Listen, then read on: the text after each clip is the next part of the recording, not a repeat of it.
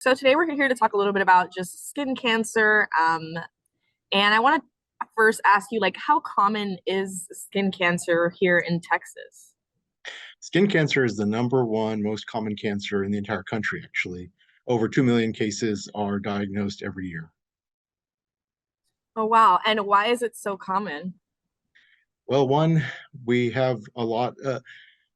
Skin cancer is very common because we all get a lot of sun exposure, and that sun exposure is cumulative over our lifetime. And so, because the skin is exposed to sun constantly, we and because the skin is exposed to sun constantly, it accrues damage over a lifetime, and we are more and more susceptible to skin cancer as we get older.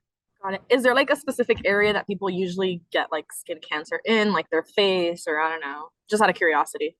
Yes, that's an absolutely great question. So for majority of lighter skinned people, it'll be on the face or on the arms or on the upper back. For darker skinned people, they actually do get skin cancers, especially serious ones like melanoma as well, which we often associate with lighter skinned people. But their melanomas, if they develop them, will be on the palms of their hands, the soles of their feet, or even in their eyes. Oh, wow, in their eyes? Yes. And how does that look like in your eye? Or So yeah, you won't see it. It's actually in the back of the eye, but yeah, that is one kind of melanoma that we do see related to sun exposure. yeah, is melanoma like the most common type of skin cancer? Fortunately, not. Fortunately, melanoma is only 2 to 5% of all skin cancers, but unfortunately, it's very difficult to treat, and if it's not caught early, and it can be deadly. Oh, okay. And so kind of going to some questions that I had sent. Is there an age or race that's more susceptible to skin cancer? Absolutely. As we get older, we accrue more sun damage to our skin.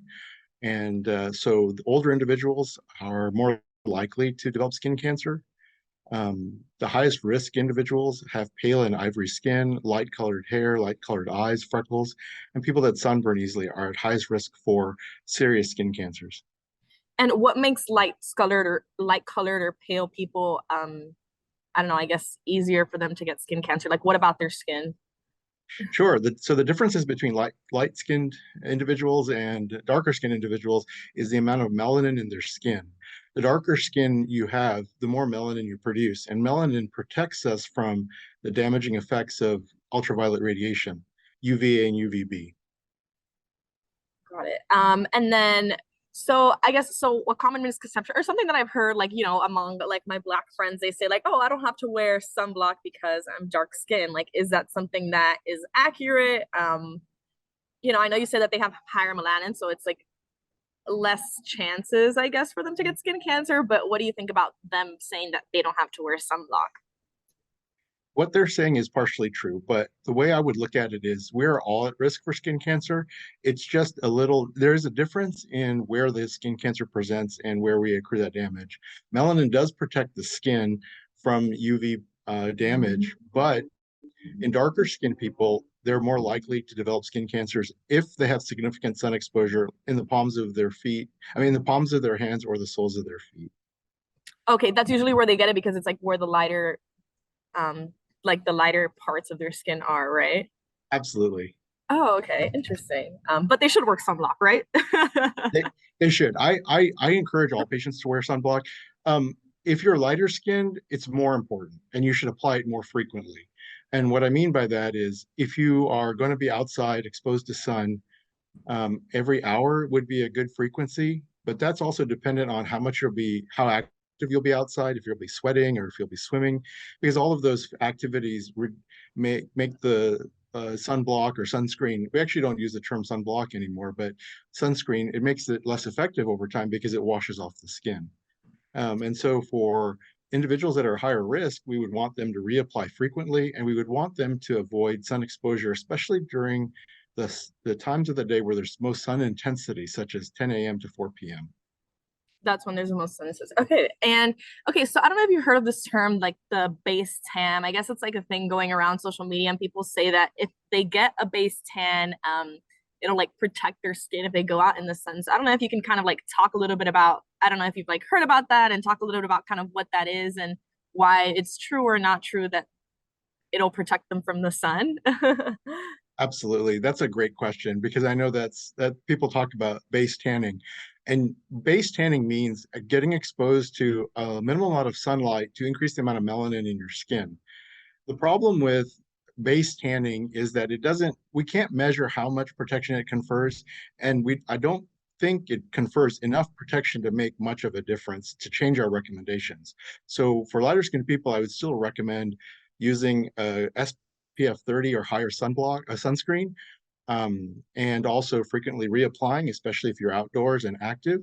Are there any other like sun exposure and like tanning misconceptions or things that you usually hear that people say and you're like, no, that's not true, or no, it's not like that?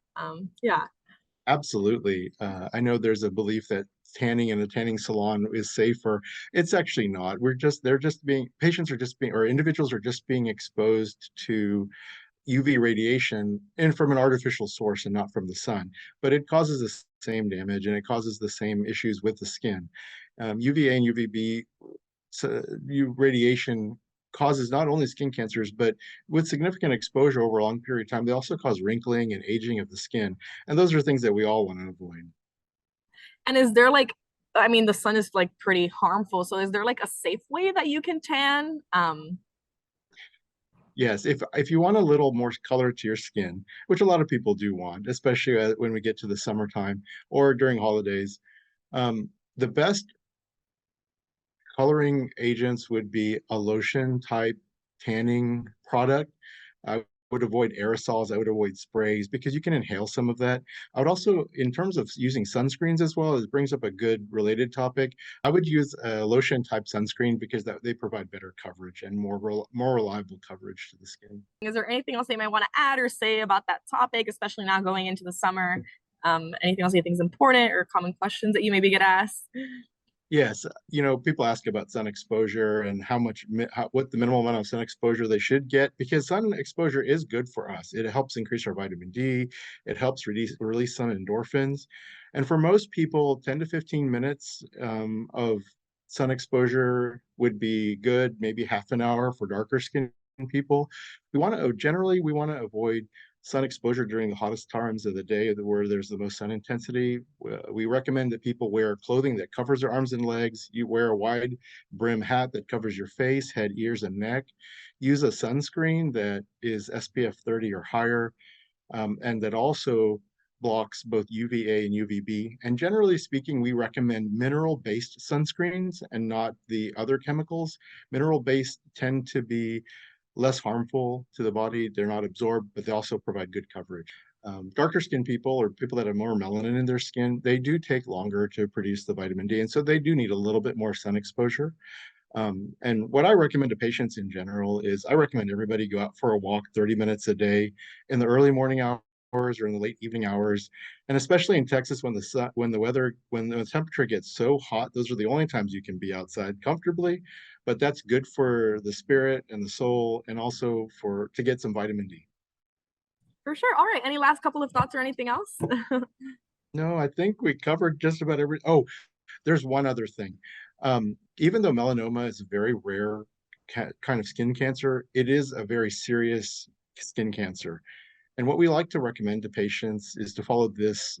We want patients to look at any skin lesions and look for these 4 factors. One is asymmetry, border irregularity, color variation, and diameter. And if you have a mole or a lesion that looks worrisome to you, go and see your doctor. Let them decide if it's an issue or not. Because early stage melanoma, we can treat effectively, but as it gets later stage, it becomes much, much more difficult to treat and it becomes much more difficult to treat.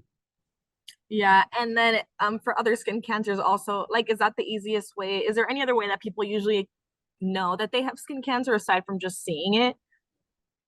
No, I would say going to seeing your doctor regularly and bringing up any lesions that are of concern to them or any changes in their skin are the best ways to to deal with